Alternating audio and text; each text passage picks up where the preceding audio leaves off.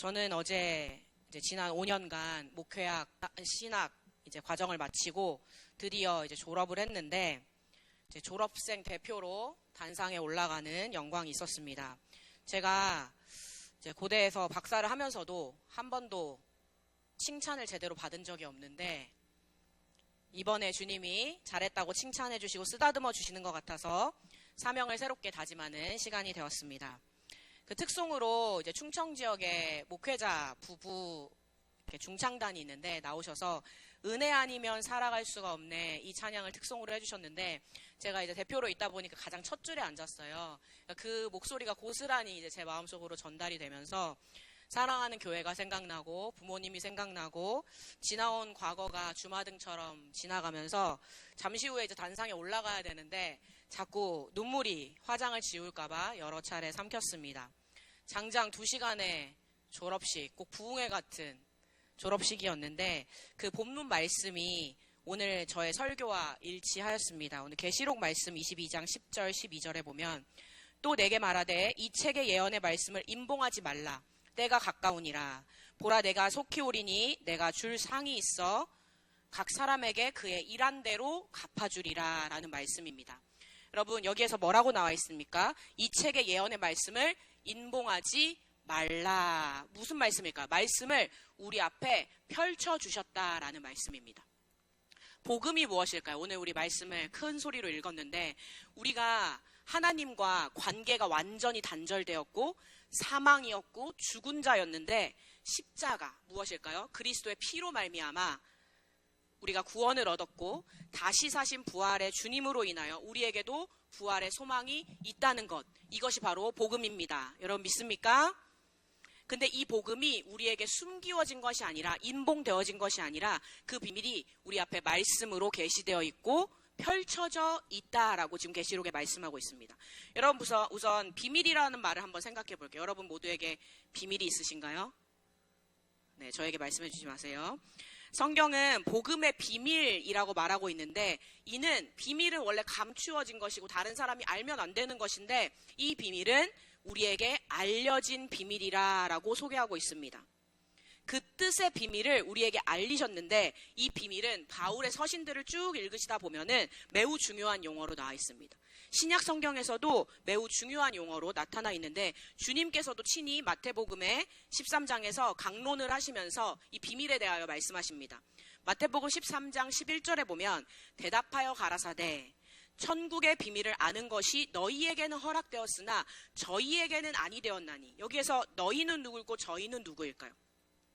천국에 대한 가르침은 하나의 비밀이라고 주님께서 말씀하셨어요. 근데 그것들을 누구에게만 알려주셨냐면 제자들에게만 우선 알려주셨습니다. 사도는 그 용어를 로마서 16장에서 다시 인용하면서 사용하는데 26장 27절에 보면 이제는 나타나신 바 되었으며 영원하신 하나님의 명을 쫓아 선지자들의 글로 말미암아 모든 민족으로 믿어 순종케 하시려고 알게 하신 바 그 비밀의 계시를 쫓아된 것이니 이 복음으로, 그러니까 이 복음이 무엇이라는 거예요? 비밀이었다라는 것입니다. 너희를 능히 견고케 하실 지혜로우신 하나님께 예수 그리스도로 말미암아 영광이 세세 무궁토록 있을지어다. 아멘.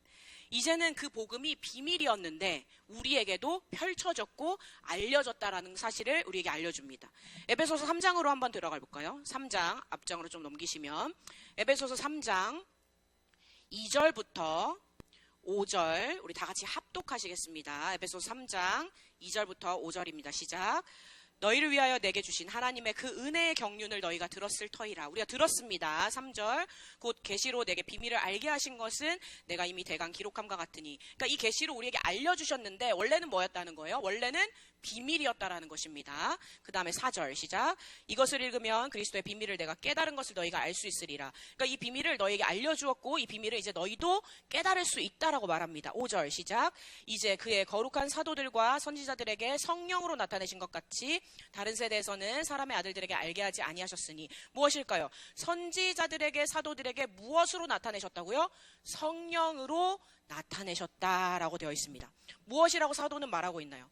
오직 하나님이 이것을 어떻게 우리에게 깨닫게 하셨냐면 이 계시의 말씀을, 이 복음의 비밀을 성령으로 우리에게 보여주셨다라고 말씀합니다. 왜요? 성령님은 하나님의 모든 깊은 것이라도 통달하시는 분이시기 때문입니다. 고린도전서 2장 7절부터 12절에 보면 제가 다 읽지는 않겠지만 비밀이 있습니다. 비밀이 있는데 원래는 감추어져 있던 것입니다. 근데 하나님께서는 우리의 영광을 위하사 만세전에 이미 정해놓으셨고 예정하신 것이었는데 이 세대의 관원은 아무도 알지 못했습니다. 왜냐하면 하나님의 영이 그 안에 없었기 때문입니다. 왜냐하면 이 비밀은 하나님 영 외에는 아무도 알지 못했었습니다. 근데 오직 하나님이 성령으로 우리에게 이것을 보이셨으니 성령은 모든 것 곧 하나님의 깊은 것이라도 통달하시느니라. 이는 우리로 하여금 하나님께서 우리에게 은혜로 주신 것들을 알게 하려 하심이라. 아멘. 성령으로 인하여 그 감추어진 비밀이 우리에게 계시되었고 이제 이 복음의 비밀을 우리가 성령을 통하여 통달할 수 있게 되었다라는 것입니다. 그 뜻의 비밀을 우리에게 알려주셨는데 하나님께서 그리스도인들에게 그 비밀을 이미 밝히시려고 예정하셨다. 그리고 계시하시기를 작정하셨다라는 것입니다.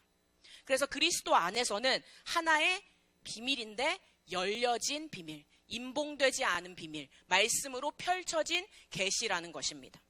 루터는 로마서를 얘기하면서 신약의 가장 중요한 문서가 로마서다 이렇게 말합니다. 복음의 가장 순수한 표현이 로마서에 다 기록되어 있다라고 말해요. 그래서 복음을 알려면 여러분 로마서를 읽어봐야 됩니다. 로이드 존스는 뭐라고 말하냐면 로마서만큼 맞다. 복음을 순전하고 명백하게 설명한 것이 없다. 근데 로마서가 만약에 가장 순수한 복음의 표현이라면 에베소서는 복음을 가장 숭엄하게 어미롭게 표현했다라고 말합니다. 여러분 복음은 따라해볼게요. 하나님의 능력입니다. 왜냐하면 복음이 그동안 강력한 일들을 성취해 왔습니다. 그리고 아직도 그 강력한 일들을 하고 있습니다. 복음은 우리의 가장 절망적인 우리 개인들을 하나님께서 우리를 복음을 통하여 무엇으로 바꾸어 주셨죠? 성도라는 영광스러운 직분을 우리에게 허락하여 주셨습니다. 복음이 행하는 가장 우선적인 기능이 바로 그것이에요. 아무런 희망이 없는 절망 가운데 있던 개인을 복음을 통하여 그리스도의 영광스러운 성도의 직분과 그 자리에 앉게 하신 것입니다. 그래서 하나님께서 우리에게 복음을 주신 이유가 있어요. 복음이 비밀이에요. 근데 이 비밀은 뭐예요? 감추어 놓으라고 비밀을 주신 건가요? 방금 쭉 여러분들에게 설명드렸던 것처럼 복음은 무엇이에요? 여러분들 안에 감추어 놓으라고 주신 게 아니라 어떻게 하라고요? 계시로 말씀을 펼쳐주신 것처럼 임봉하지 말고 모든 사람에게 알게 하라라고 우리에게 허락하신 것입니다. 바울이 어떤 사람이었어요? 사도행전 9장에 보면은 바울의 과거가 나와 있습니다. 바울은 원래 사울이라는 이름을 가지고 있었죠. 1절과 2절에 보면 사울이 똑같은 사람입니다. 주의 제자들을 대하여 여전히 위협과 살기가 등등하여 대제사장에게 가서 다메섹 여러 회당에 갈 공문을 청했습니다. 그리고 만약에 이 예수의 도를 쫓는 사람이라면 이 사람을 만나게 되면 물론 남녀하고 남자든 여자든 무조건 결박하여서 예루살렘으로 데려오는 이 일을 하려고 어디로 가는 중이었습니까? 다메섹으로 가는 중이었습니다. 다메섹으로 가는 목적이 뭐였어요? 예수의 도를 쫓는 사람은 무조건 잡아서 족쳐서 데리고 오려고 다메섹으로 가는 중에 그런 길에 그 도중에 누구를 만났습니까? 예수님이 빛으로 사울을 비추시면서 다가오신 거예요. 4절 5절에 보면 사울아 사울아 네가 어찌하여 나를 핍박하느냐 하시거늘 대답하되 주여 뉘시오니까 못 알아봅니다. 예수님을 못 알아봐요. 가라사대 예수님 뭐라고 말씀하시냐면 네가 핍박하는 예수라 이렇게 자신을 소개하십니다. 바울이 예수를 어떻게 했다고요? 예수님이 직접 핍박했습니까? 예수의 도를 쫓는 사람, 예수를 따르려고 하는 자들, 제자들 이런 사람들을 잡으려고 남녀 물론하고 말씀을 쫓는 사람을 잡아다가 죽이고 핍박하던 자였어요. 자신의 죄에 빠진 결과로 처하게 된 인간의 상태는 결과는 무엇일까요? 형벌과 지옥입니다. 복음의 놀라운 메시지가 들어오는 것은 바로 이 시점에 있습니다. 내가 완전히 관계가 끊어진 개인이라는 것을 알 때, 복음에서 가장 멀어진 존재라는 것을 알 때 이 시점에 복음은 은혜라는 메시지를 가지고 우리의 삶에 개입하고 도입하게 됩니다. 고린도후서 4장 3절부터 6절에 보면 만일 우리 복음이 가리웠으면 누구에게 가리운 것이냐면 망하는 자들에게는 복음이 가리워져 있습니다. 그 중에 이 세상 신이 믿지 아니하는 자들의 마음을 혼미케 하여 그리스도의 영광의 복음의 광채가 비치지 못하게 함이니 그리스도는 하나님의 형상이니라. 우리가 우리를 전파하는 것이 아니라 오직 그리스도 예수의 주 되신 것과 또 예수를 위하여 우리가 너희 종된 것을 전파함이라. 아멘. 복음이 어떻게 되었다고요? 우리의 마음을 혼미케 하여서 세상 신이 이 망하는 자들의 마음을 혼미케 하여서 영광의 복음의 광채가 비치지 못하게 하였다라고 말합니다. 이 복음이 분명히 계시록에 나온 말씀처럼 우리에게 명확하게 분명하게 제시되어 있음에도 불구하고 이 세상 신은 사람들의 마음을 어둡게 합니다. 그로하여금 믿지 못하게 합니다. 오직 참 유일하신 하나님만이 우리 마음을 비추실 때만이 우리가 믿을 수 있고 믿어지게 하는 것입니다. 로마서 1장 16절에 보면 내가 복음을 부끄러워하지 아니하노니 이 복음은 모든 믿는 자에게 구원을 주시는 하나님의 능력이 됨이라. 아멘. 여러분 따라해볼게요. 하나님의 능력. 복음은 하나님의 능력입니다. 아멘. 여러분 복음을 가진 자는 하나님의 능력을 경험하게 되어 있습니다. 이 복음은 누구에게 능력이 됐다고요? 첫째는 유대인에게요. 또한 헬라인에게라. 이 말씀 무엇일까요? 유대인에게도 이방인에게도 우리 모두에게 복음은 능력이 되었다라는 사실입니다. 디모데후서 1장 8절. 그러므로 내가 우리 주의 증거와 또는 주를 위하여 갇힌 자 된 나를 부끄러워하지 말고 오직 하나님의 능력을 쫓아 복음과 함께 뭐라고 할까요? 복음과 함께 아멘. 영광을 받으라 막 이렇게 말씀하실 줄 알았는데 복음과 함께 고난을 받으라. 아멘. 우리 따라해볼게요. 복음과 함께 고난을 받으라. 여러분 복음과 함께 고난 받고 계십니까? 이렇게 잘 아는데도 복음과 함께 고난, 뭔가 고난이 찾아오면 시험이 찾아오면 가장 먼저 생각하는 게 뭐예요? 피해야 되겠다. 근데 말씀하십니다. 능력을 쫓아 복음과 함께 고난을 받으라는 것입니다. 그리하여 우리에게 요청하는 것은 무엇일까요? 복음의 비밀을 알았어요. 이 비밀은 우리 안에 감추어 놓는 것이 아니라 그 능력을 깨달았다면 복음의 증인으로 함께 고난을 받아야 된다라는 것입니다. 바울의 시작이 그러했죠. 그리고 주님이 환상 중에 이제 아나니아를 불러요. 그래서 사울에게 보내시고 안수하라고 하시는데 그때 무슨 일이 일어납니까? 사도행전 9장 18절에 보면 즉시 사울의 눈에서 비늘 같은 것이 벗어져 다시 보게 되었습니다.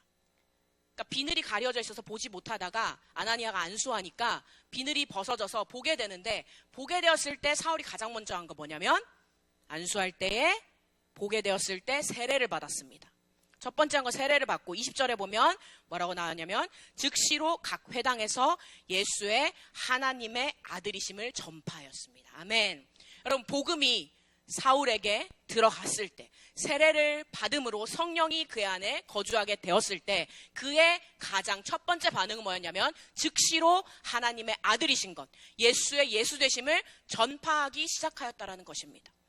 여러분 혹시 여러분의 복음이 예수 그리스도의 그 복음이 안에만 머물러 있진 않으신가요? 그냥 내 바운더리 안에만 내 경계 안에만 나의 삶 가운데서만 복음이 능력을 행하고 있지는 않은가요? 주님이 원하시는 것은 사울이 바울로 변화되었을 때 이 복음을 각 회당에 가서 각 도성에 가서 바울이 누구로 살았나요? 선교자의 삶을 살았잖아요.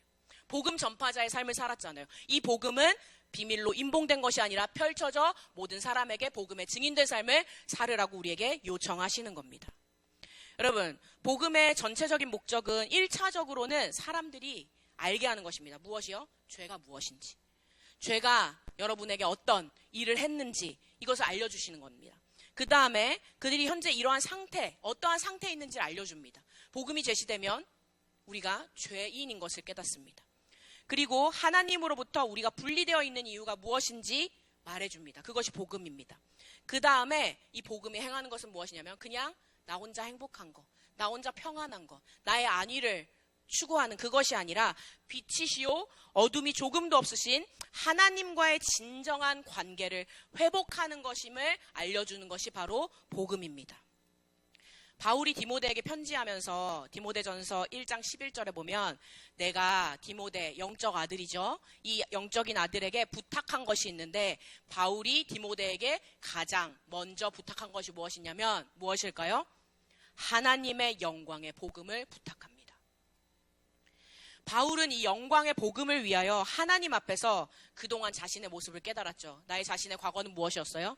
핍박하고 예수를 쫓는 돌을 쫓는 자들을 다 잡아서 결박하고 살기가 등등하고 위협하고 이러한 일들을 하였는데 즉시로 성령이 그에게 임하고 예수를 알게 되니 이 복음을 접하게 되니 즉시로 예수님이 하나님의 아들이심을 어떻게 하기 시작했다고요? 전파하기 시작했다라는 것입니다. 예루살렘에서도 주의 성도에게 많은 해를 끼쳤던 이 바울이 이제는 제자들과 함께 있으면서 예루살렘을 출입하며 무엇이에요? 본인이 죄인인 것을 깨닫고 예수님을 알게 되어서 복음 전파자의 삶을 살았을 때 개인 하나로 그친 것이 아니라 공동체 안으로 들어갔다는 사실입니다.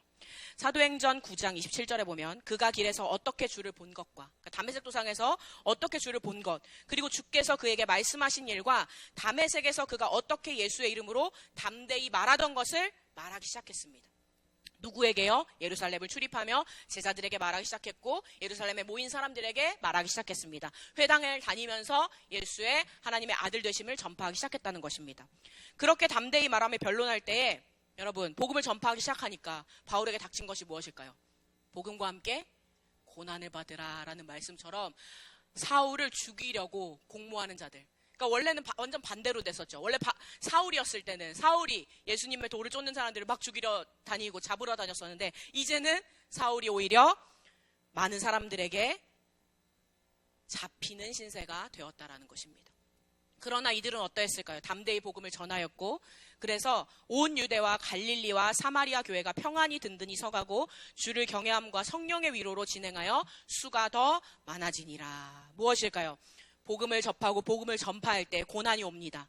근데 이렇게 복음을 위하여 살아갈 때 어떠한 현상이 일어나냐면 유대와 갈릴리아 사마리아 교회가 평안히 든든히 서갔다라는 사실입니다. 내가 그리스도의 육체에 남은 고난을 내 육체에 채웠는데 교회를 위하여 복음을 위하여 그 고난을 내가 받았는데 결과는 무엇이에요? 결과는 무엇이에요? 교회가 든든히 서가더라는 사실입니다. 주를 경외함과 성령의 위로로 진행하며 그런 바울이 에베소서에서 어떻게 고백하고 있나요? 우리 3장 1절 보면은 이러함으로 그리스도 예수의 일로 너희 이방을 위하여 갇힌 자 된 바울은 이 바울은 누구를 위하여 갇힌 자 되었습니까? 이방을 위하여 세상을 위하여 유대인이 아니라 이방을 위하여 갇힌 자 된 나 바울은 7절에 보면 이 복음을 위하여 그의 능력이 역사하시는 대로 내게 주신 하나님의 은혜의 선물을 따라 내가 일꾼이 되었노라. 아멘. 여기서 말하는 이 일꾼은 디아콘 뭐예요? 집사라는 뜻입니다. 그러니까 직분을 받은 자라는 뜻입니다. 무엇이에요? 그리스도의 복음의 일꾼이 되었습니다. 그의 능력이 역사하시는 대로 은혜의 선물을 따라 무엇이 되었다고요? 내가 일꾼이 되었노라. 내가 집사가 되었노라. 내가 권사가 되었노라. 내가 장로가 되었노라. 내가 성도가 되었노라 라고 고백할 수 있는 것은 무엇 때문이에요? 하나님의 은혜로 인하여입니다. 여러분 복음을 위하여 무엇이 되었습니까? 복음을 위하여 나는 이 복음을 꽁꽁 숨겨두었습니다. 나는 이 복음을 이 땅 밑에 깊이 숨겨두었습니다. 이게 아니라 복음을 위하여 전파자, 하나님의 선물을 받은 자라면 내가 일꾼이 되었노라 라고 고백할 수 있는 자라야 한다는 것입니다. 왜요? 바울도 명확하게 이 복음을 제시하고 있습니다. 1장 6절 7절 우리 1장으로 한번 넘어가 볼게요. 오늘이 에베소서 6장 마지막 시간입니다. 그래서 1장으로 한번 넘어가 보시면 6절 7절 읽어볼게요. 시작. 이는 그의 사랑하시는 자 안에서 우리에게 거저 주시는 바 그의 은혜 영광을 찬미하게 하려는 것이라. 우리가 그리스도 안에서 그의 은혜의 풍성함을 따라 그의 피로 말미암아 구속 곧 죄사함을 받았으니 아멘. 여기에서 지금 6절 7절에서 가장 강조하는 단어가 무엇입니까? 바로 은혜입니다. 여러분 이 은혜를 아는 자들, 제가 어제 졸업식에 가서 선물 꽃다발을 많이 받았어요. 그래가지고 이제 한아름으로 이렇게 안을 수 없을 정도로 꽃다발을 받았는데 이 꽃다발을 이제 누가 준지 잘 모르잖아요. 하지만 이제 누가 준지는 알죠. 정확하게 어떤 사람인지 모르지만 이렇게 한아름 안고 집에 가지고 와가지고 꽃병에다 이렇게 꽂으면서 하는 생각이 저에게 든 생각이 무엇이었을까요? 내가 정확하게 이 꽃 한 송이를 준 사람이 누군지는 모르지만 내 졸업식에 참석했던 사람들에 대한 감사 그리고 은혜, 축하의 메시지를 나에게 준 사람들에 대한 그 메시지를 기억하면서 저는 무엇을 생각할까요? 아, 나는 당연히 받아야 될 것을 받았다. 이것은 완전 덕을 모르는, 그쵸? 이거는 아무것도 모르는 철부지가 할 생각이죠. 만약에 철이 든 사람이라면 어떻게 생각할까요? 아, 이 은혜를 내가 어떻게 갚아야 할까? 이 선물을 받았다면 내가 나중에 그 사람이 어떤 생일을 맞이했을 때 어떠한 선물 내가 다시 갚아줘야 될까? 이런 생각을 하는 게 당연한 거잖아요. 여러분, 하나님의 은혜의 선물을 받은 사람, 복음의 능력을 내 개인의 삶에서 경험한 사람은 이 개인의 삶에서 머무는 것이 아니라 이 복음의 능력을 전파할 수밖에 없다라는 것입니다. 은혜를 받았다면 내가 이 은혜를 어떻게 갚아야 할까라는 것을 생각한다는 것입니다. 오늘 말씀은 무엇을 얘기하고 있나요? 이 우리에게 거저 주시는 바 은혜의 영광, 이 은혜의 선물을 따라 바울은 무엇이라고 고백하나요? 내가 일꾼이 되었노라 라고 고백합니다. 이 복음을 위하여. 왜요? 그 뜻의 비밀을 우리에게 알려주셨으니 골로새서 1장 24절에 보면 내가 이제 너희를 위하여 받는 괴로움을 기뻐하고, 그러니까 교회 그리고 성도를 위하여 받는 괴로움을 바울은 어떻게 했다라고요? 기뻐했다라고 말합니다. 그리고 그리스도의 남은 고난을 그의 몸된 교회를 위하여 어디에 채우노라? 내 육체에 채우노라. 아멘. 여러분, 복음은 헬라어로 무엇인가요? 여러분 아마 많이 들어보셨을 거예요. 복음은 유앙겔리온. 들어보셨죠? 유앙겔리온이라는 이 히브리어의 단어는 뭐라고 나와 있냐면 벳소라라고 나와 있습니다. 여러분 따라해볼게요. 벳소라. 이 벳소라는요, 유앙겔리온, 그러니까 헬라어로 말하는 이 유앙겔리온이 히브리어 구약에 와서는 벳소라가 되는데, 이 벳소라는 어떤 단어에서 출발하냐면 육체로부터 시작합니다. 이 벳소라라는 단어가 바사르라고 해서 정말 정육점에 가서 고기를 살 때, 여러분 채식주의자세요? 아니면 육식을 드세요? 이런 거 말할 때 바사르라는 단어를 사용합니다. 여러분, 복음은요 추상적인 것이 아닙니다. 이 복음을 위하여 아까 대표기도 때 말씀하셨던 것처럼 말씀이 어떻게 돼서 이 땅에 오셨어요? 말씀이 육신이 되어 이 땅에 오셨습니다. 여러분, 복음은요, 교회는요 추상적인 것이 아닙니다. 신앙은요 추상적인 것이 아니에요. 그리하려면 하나님께서 그냥 큰 천청병력 같은 소리로 나 있는 너희를 사랑한다, 이런 말씀으로 끝나면 되는 것입니다. 근데 어떻게 했나요? 정말 실질적으로 십자가의 그 아들 예수 그리스도를 못 박으시면서까지. 여러분, 이 육체가, 이 보이는 교회가 중요하지 않으면요, 여러분 우리 교회 나올 필요 아무도 없습니다. 이 교회가 중요한 것, 우리의 육체가 중요한 것은 무엇입니까? 여러분, 아이를 낳아보면, 부모를 만나보면, 내가 회사에서 사람을 만나보고 교회에서 공동체를 이루다 보면은 갈등이 있습니다. 아픔이 있습니다. 영혼을 위한 애탐이 있습니다. 여러분, 우리가 육체를 통해서 이러한 아픔을 경험해봤기 때문에, 배고픔을 경험해봤기 때문에 이 추상적인 하나님의 사랑, 근데 이 추상적인 하나님의 사랑이 거기에 머물지 않고 복음의 계시로 우리에게 비밀을 알려주셨다라는 거예요. 무엇을 통해서요? 예수 그리스도의 실질적인 사랑을 통해서, 그의 아픔을 통해서, 그의 희생을 통해서 우리에게 복음을 알려주셨어요. 그럼 여러분, 이 복음은 여러분 안에 추상적으로, 아, 나는 그냥 교회로 살아가면 돼, 아, 교회 갈 필요 없어, 교회는 그냥 건물 아니야? 여러분, 예배가 중요한지 아는 사람은, 가정이 교회가 되고 개인이 교회가 되는 것이 중요한지 아는 사람은 보이는 교회가 얼마나 소중한지 압니다. 하나님의 복음을 아는 사람은 구약과 신약을 다 읽고 그 비밀을 아는 사람은 이 공동체, 이 교회가 얼마나 중요한지 압니다. 가정이 얼마나 중요한지 압니다. 우리의 이 육체로 하나님이 이 삶을 살게 하신 것이 얼마나 중요한지 압니다. 여러분, 아픔을 한 번도 겪어보지 못한 사람은 그리스도의 사랑을 아무리 얘기해도, 물과 피를 쏟으면서 우리를 위해 그 아들, 독생자 아들 예수 그리스도를 주신 그 복음의 능력을 아무리 설명해도 알지를 못해요. 그냥 아파 본 적이 없으니까, 난 배고파 본 적이 없으니까. 이 세대의 안타까운 점이 거기에 있습니다. 여러분, 이 복음의 능력, 은혜의 선물을 우리에게 주셨습니다. 그러면 우리는 이 선물을 그냥 거저 받은 사람이라면, 여러분, 우리가 무료라는 말을 때로는 사용하는데 이 무료라는 말은 전혀 맞지가 않아요. 왜요? 무료로 준 것이 아니에요. 거저 주셨다라는 말은 누군가 그 값을, 엄청난 값을, 내가 지불할 수도 없는 그 값을 거저 누가 대신 지불해 주셨다라는 말이에요. 엄청난 값비싼 그 복음을 우리에게 거저, 그 귀한 선물을 우리에게 거저 주셨다라는 말입니다. 여러분, 그러면 여러분 이 복음의 이 값진 값을 어떻게 보답하시며 사시겠어요? 예수를 위해, 교회를 위해, 복음을 위해, 이방을 위해 사는 우리가 됩시다. 다시 복음 앞에 이런 찬양이 있어요. 많은 이들 말하고 많은 이들 노래하지만 정작 가지 않는 길. 두려운 생각보다 많이 힘들고 험한 길. 그런데 다시 복음 앞에 내 영혼 선해 주님 만난 그때 나 다시 돌아가 주님께 예배 드리며 어떻게 하죠?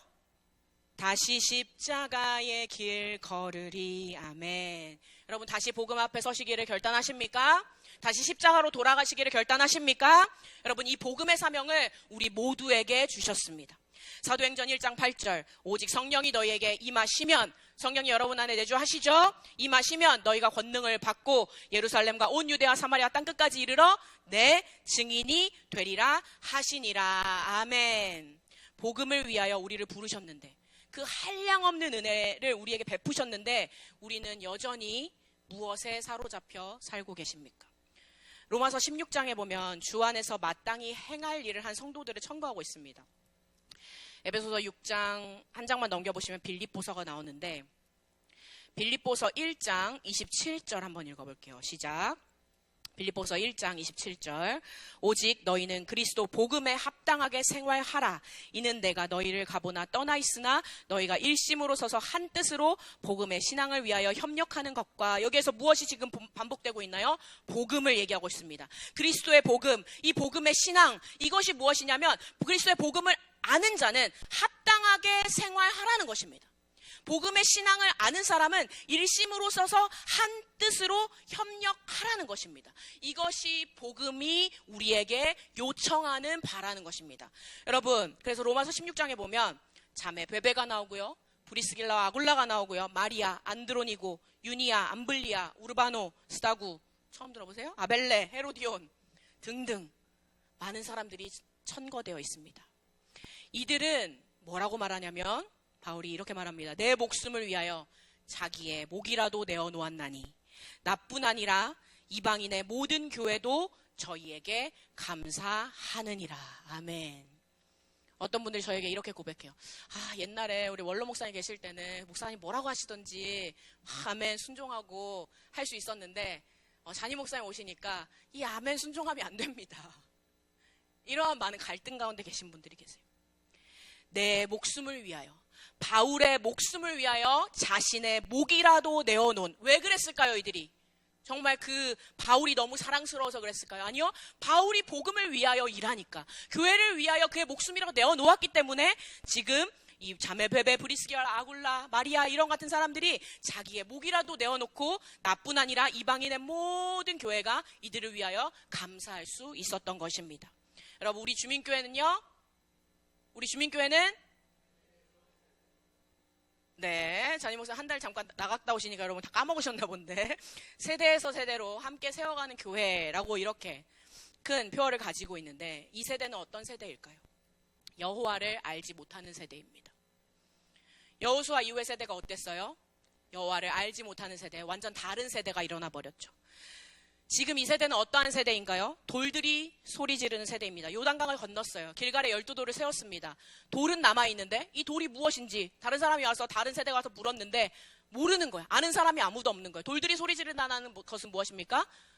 역사가 말하고 있다는 것입니다. 지금 이 세대는 어떤 세대일까요? 가나안 정착 세대입니다. 저는 오늘이 이제 마지막 설교이지만 내일 목사님 모시러 공항에 잘 다녀오겠습니다. 또 기회를 주신다면 이 세대에 대한 설교를 한번 해보고 싶은 생각이 있어요. 복음을 위하여, 교회를 위하여, 사명을 위하여 생명을 내어놓을 자, 자기의 목을 내어놓은 자, 무엇을 위하여? 교회를 위하여. 순교도 각오하는 자. 여러분 출애굽 시대, 윗세대는 어떠했나요? 기적을 본 세대입니다. 광야길을 걸은 세대입니다. 하늘에서 내려오는 만나를 먹고 하루하루 살아가던 세대입니다. 불기둥과 구름기둥이 그들과 늘 함께 했습니다. 여러분 제가 조금 어려 보여도 나이가 40입니다. 마음 먹어가지고 저렇게 앞에서 얘기하나 하시겠지만, 우리의 윗세대는요, 한국전쟁을 겪었고 정말 세계에서 뒤에서 두 번째 가난한 나라로 지금의 한국을 일으킨 세대입니다. 여러분, 그 세대와 지금 세대가 다른 게 무엇일까요? 지금 세대는 여호와를 알지 못합니다. 지금 세대는 돌을 보고서도 길가라에 놓여진 돌이 무엇인지 알지 못하는 세대입니다. 지금 세대는 가나안 정착 세대, 모든 것이 풍요롭습니다. 윗세대가 겪은 풍파, 배고픔을 모릅니다. 여러분, 우리가 다른 세대가 되어버리면 돌들이 소리 지를 것입니다. 역사가 말을 할 것입니다. 회심한 바울은요, 사도행전 9장 20절, 즉시로, 이것이 중요합니다. 따라해볼까요? 즉시로 각 회당에서 예수의 하나님의 아들이심을 전파하니. 아유, 부끄럽잖아. 내가 예전에 한 행적이 있는데 내가 어떻게 아무리 이러한 환상을 겪었다고 해서 다시 예수님의 하나님의 아들을 어떻게 인정할 수 있어? 이러한 갈등이 아니라 즉시로 깨달았을 때 즉시로 예수의 하나님의 아들이심을 전파하기 시작한 바울이었습니다. 다시 보게 된 바울은요, 혼자 활동하지 않았습니다. 공동체와 함께했고 제자들과 함께 즉시로 각 회당으로 들어갔습니다. 바울의 회심은 공동체와의 연결이었고 새로운 사명의 발견이었습니다. 사도행전 26장 18절, 그의 눈을 뜨게 하여 어두움에서 빛으로 사단의 권세에서 하나님께로 돌아가게 하고 죄사함과 나를 믿어 거룩게 된 무리 가운데서 기업을 얻게 하리라 하더이다. 아멘. 여러분, 교회와 운명을 함께 하고 계십니까? 교회를 위하여 받는 괴로움을 기뻐하고 계십니까? 몸된 교회를 위하여 그리스도의 남은 고난을 내 육체에 채우고 계십니까? 아니면 그저 나의 남은 여생, 가족의 평안, 자녀의 행복, 자신의 안위만을 구하고 계십니까? 오늘 에베소서는 말합니다. 2025년도 평택주민교회 표어버죠? 하나님의 전신갑주를 입으라입니다. 입은 사람은 어떻게 해야 될까요? 불이 켜졌으면 등경 위에 둬야 됩니다. 하나님의 전신갑주를 입었으면 어떻게 해야 될까요? 군사로 모집한 자를 기쁘시게 하기 위하여 군사에 맞는 생활을, 마땅한 생활을 하며 행하는 것입니다. 그래야지 이 사람이 군대인지 군사인지 알 수 있겠죠. 18절 볼게요. 하나님의 전신갑주를 입은 사람은 어떻게 하는가? 입은 사람은 18절에 보면 모든 기도와 간구로 무시로 성령 안에서 기도하고, 따라해 볼게요. 무시로 그리울 때 울지 말아요. 이게 아니라 무시로 성령 안에서 기도하고 깨어 구하기를 항상 힘쓰며 여러 성도를 위하여 구하고. 19절, 입을 벌려 복음의 비밀을 담대히 알리고. 20절, 나로 이 일에 당연히 할 말을 담대히 하게 하옵소서. 아멘. 이것이 여러분의 기도가 되시길 바랍니다. 복음을 위하여, 교회를 위하여, 사명을 위하여, 이방을 위하여, 세상을 향하여 살아갑시다. 오늘 신앙의 선배가 저한테 갑자기 카톡을 이렇게 딱 보냈어요. 이런 질문하는 거예요. 유디야, 내가 옛날부터 너한테 굉장히 궁금한 게 있었는데 너는 목회를 하고 싶어서 하는 거야? 아니면 효녀여서 아버지의 뜻을 따르기 위해서 하는 거야? 이렇게 물어보는 거예요. 잠시 생각했습니다. 그리고 고민했습니다. 이렇게 답변했어요. 저의 그동안 살아온 행적을 돌아보니 저는 반항아입니다. 저는 그냥 한 번 얘기했을 때 잘 듣지 않아요. 그냥 무서워서 들었지. 내 속에는 반항심이 가득합니다. 그래서 보니까 효녀는 아닌 것 같다. 그래서 두 번째 질문에 대해서 효녀여서 아버지의 뜻을 따르기 위해서 목회를 했다. 이건 아닌 것 같아요. 그래서 제가 이렇게 대답했습니다. 아, 목회를 하고 싶은 사람도 있군요. 저는 그냥 부르셔서 합니다. 여러분, 하나님께서 여러분을 복음의 사명자로 모두 부르셨습니다. 그리고 각 사람에게 각 사람의 분량대로 하나님의 은혜의 선물을 허락하셨습니다. 그럼 이 선물은요, 그냥 나만 갖고 복음의 비밀을 그냥 내 안에만 감추는 것이 아니라 하나님이 원하시는 것은 오늘 바울이 얘기하는 것처럼 이 복음을 전파하라는 것입니다. 담대히 성령 안에서 기도하고 여러 성도를 위하여 구하고 복음의 비밀을, 당연히 할 말을 담대히 알리게 하옵소서. 선택하셨고 사랑하셨고 이 복음의 비밀을 우리에게 알려주셨습니다. 거저주신 그 은혜, 우리는 어떻게 삶으로 보답해야 할까요? 어떻게 살아가야 할까요? 로마서에 기록된 성도들의 이름과 같이 교회를 위하여, 복음을 위하여, 사명을 위하여 산 자는 생명책에 우리 오늘 수요예배 나오신 모든 성도님의 이름이 기록될 것입니다. 그리하면 오늘 23절, 24절 다 같이 읽어볼까요? 에베소서 6장 가장 마지막 절입니다. 23절, 24절 아멘. 하나님 아버지 시작. 아버지 하나님과 주 예수 그리스도에게로부터 평안과 믿음을 겸한 사랑이 형제들에게 있을지어다. 우리 주 예수 그리스도를 변함없이 사랑하는 모든 자에게 은혜가 있을지어다. 아멘. 여러분, 하나님을 위해 살면, 복음을 위해 살면 고난이 있습니다.